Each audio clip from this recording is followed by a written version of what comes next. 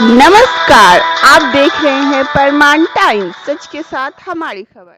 नमस्कार, मैं परमाण टाइम्स से मोना मुस्कान। खबर आ रही है सुपौल जिले के त्रिवेणीगंज से। सोनू कुमार भगत की रिपोर्ट।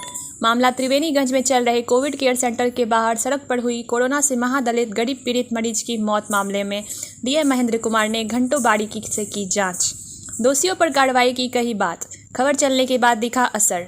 डीएम महेंद्र कुमार ने लिया संज्ञान। त्रिवेणीगंज स्थित बुनियादी केंद्र जिसमें कोविड केयर सेंटर संचालित किया जा रहा है, वहां केंद्र के बाहर एक कोरोना पीड़ित मरीज की ऑक्सीजन एवं एम्बुलेंस के अभाव में सड़क पर ही मौत हो जाने के मामले में डीएम महेंद्र कुमार ने संज्ञान लिया है। उन्होंने आज शाम त्रिवेणीगंज के बुनियादी केंद्र में संचालित कोविड केयर केंद्र पहुंचे एवं घटना की बारीकी से जांच की, जिसके बाद डीएम महेंद्र कुमार ने बताया कि सीसीटीवी फुटेज देखने एवं मौजूद डॉक्टर व कर्मियों से पूछताछ के बाद पता चला कि उक्त मरीज कल 12 बजे के आसपास कोविड केयर सेंटर में भर्ती हुआ था। उस दौरान उसका ऑक्सीजन लेवल काफ़ी कम था, लिहाजा उसे ऑक्सीजन लगा दिया गया, लेकिन उसकी गंभीर हालत को देखते हुए उसे रेफर करके एम्बुलेंस आने का इंतजार किया जा रहा था। बताया गया कि मरीज के परिजन कोविड सेंटर घुस गए और इलाजरत मरीज को ऑक्सीजन हटा दिया और उसे बाहर ले आए। बताया कि मरीज की हालत सुधर रही थी क्योंकि 3:52 में मरीज खुद चलकर कोविड केयर से निकलकर बाहर आया था। बताया चूँकि अस्पताल में सिर्फ एक सरकारी एम्बुलेंस है, उस समय किसी मरीज को लेकर एम्बुलेंस बाहर गया हुआ था, लिहाजा मरीज बाहर के परिसर में सड़क पर ही एम्बुलेंस का इंतजार कर रहा था। इस बीच मरीज की हालत बिगड़ गई, जिसकी सूचना के बाद कोविड केयर में मौजूद कर्मी ऑक्सीजन सिलेंडर लाकर वहीं उसे लगा दिया। बताया गया कि एम्बुलेंस जब तक आया उससे कुछ देर पहले मरीज की मौत हो गई। उन्होंने ये भी बताया कि मृत के परिजन जो आरोप लगाया कि ऑक्सीजन उसे मरने के बाद लगाया गया है, वो गलत है, क्योंकि जब उसे ऑक्सीजन लगाया गया था तब उसकी सांसें चल रही थी। हालांकि घटना हुई है, लिहाजा जो भी इस मामले में दोषी होगा उस पर कार्रवाई की जाएगी, क्योंकि स्पष्ट निर्देश है कि कोई भी अन्य व्यक्ति कोविड केयर सेंटर के अंदर प्रवेश नहीं करेगा।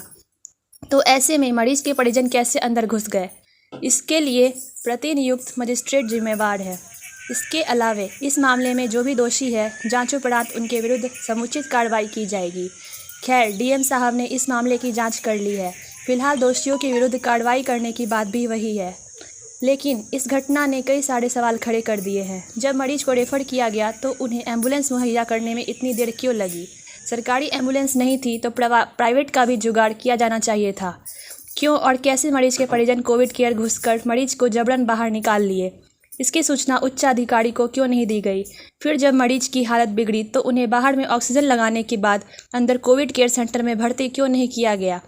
बहुत सारे ऐसे सवाल हैं जिसका उत्तर ढूंढने की आवश्यकता है, जिसके बाद मामला साफ हो सकता है कि इसके लिए दोषी वास्तव में कौन है।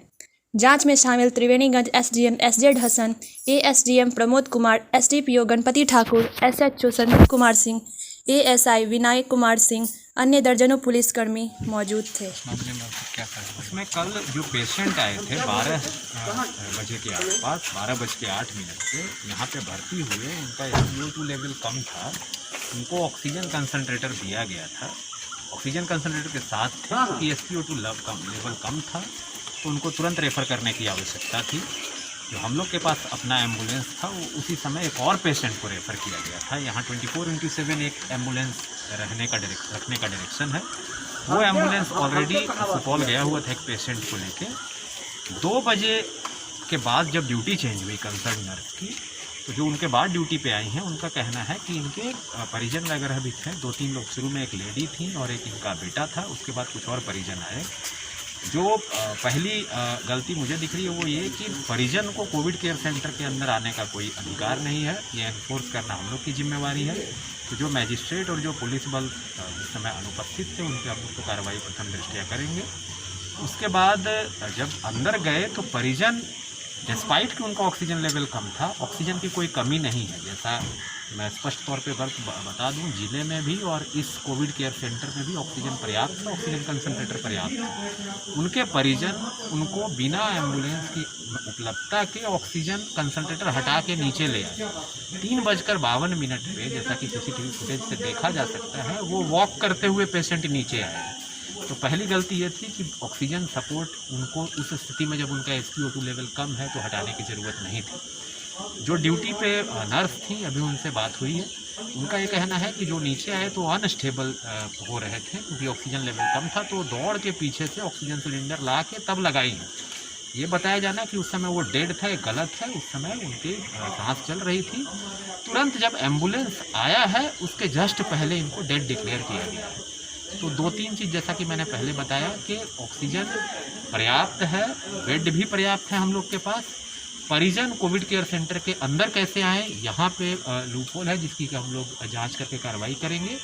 दूसरा, इस अस्पताल में और अनुमंडल अस्पताल में 5 में से 4 डॉक्टर पॉजिटिव हो गए। केवल 1 डॉक्टर थे और 1 डॉक्टर जो थे वो अटेंड किए थे उस पेशेंट को। APHC से हम लोग एडिशनल डॉक्टर को डिप्लॉय किए हैं। हम लोग ये चाह रहे हैं कोविड केयर सेंटर में 24/7 डॉक्टर यहाँ पे उपस्थित रहे, नर्स उपस्थित रहे रोस्टर के अनुसार, और कोई भी पेशेंट वो कितने भी सीरियस हों, काफ़ी सीरियस पेशेंट को सदर हॉस्पिटल में ठीक ढंग से इलाज करके भेजा गया है। और कल वाली जो दुर्घटना हुई है, वो काफ़ी दुखद है। इसमें जो कंसर्न कर्मी हैं उन पर कार्रवाई तो हम लोग करेंगे ही, बट हम लोग का ये प्रयास है कि आगे से भी जो लोग यहाँ आ रहे हैं उनको, अगर उनकी स्थिति SpO2 लेवल काफ़ी कम है, सीवियर कैटेगरी में है, तो तुरंत उनको यहाँ से रेफ़र किया जाए, ऐसा डायरेक्शन अभी दिया गया है इनको। अभी फ़िलहाल 2 पेशेंट भर्ती हैं, दोनों स्टेबल हैं, दोनों को ऑक्सीजन की सप्लाई दी जा रही है और हमको विश्वास है कि आने वाले समय में आगे यहाँ पे जो चिकित्सा की जो ये है प्रक्रिया है वो बेहतर होगी और हम लोग इस पूरे मामले के प्रकरण में जांच उपरांत कार्रवाई करें। कल यहाँ मजिस्ट्रेट भी नहीं देखेंगे? हाँ, मैंने बताया कि जो पूरी जिम्मेवारी होनी चाहिए मजिस्ट्रेट और पुलिस, बल्कि कि कोई परिजन अंदर नहीं जाए। नहीं तो परिजन के अंदर जाने से जो हमारे मेडिकल कर्मी हैं, चाहे वो नर्स हों चाहे वो डॉक्टर हों, वो बेसिकली एक तो उनको काम करने में बाधा उत्पन्न होती है और प्लस वो ये भयभीत महसूस होती है। तो इसी लिए आवश्यक है कि वहाँ पे अंदर किन्हीं का प्रवेश नहीं हो। अभी डायरेक्शन दिया गया है जो यहाँ के स्थानीय पदाधिकारी हैं, हम लोग बाकी भी जो DCHC है उसमें इस बात को सुनिश्चित करा रहे हैं कि कोविड केयर सेंटर और DCHC के अंदर आम जनों का, परिजनों का प्रवेश बिल्कुल निषिद्ध हो। और ये केवल सरकारी में नहीं, निजी में भी इसको एनफोर्स कराया जा रहा है। तो भविष्य में ये घटना नहीं हो, इसके लिए हम लोग कार्रवाई कर रहे हैं और जो इसके लिए दोषी हैं उन पर हम लोग कठोरतम कार्रवाई करेंगे।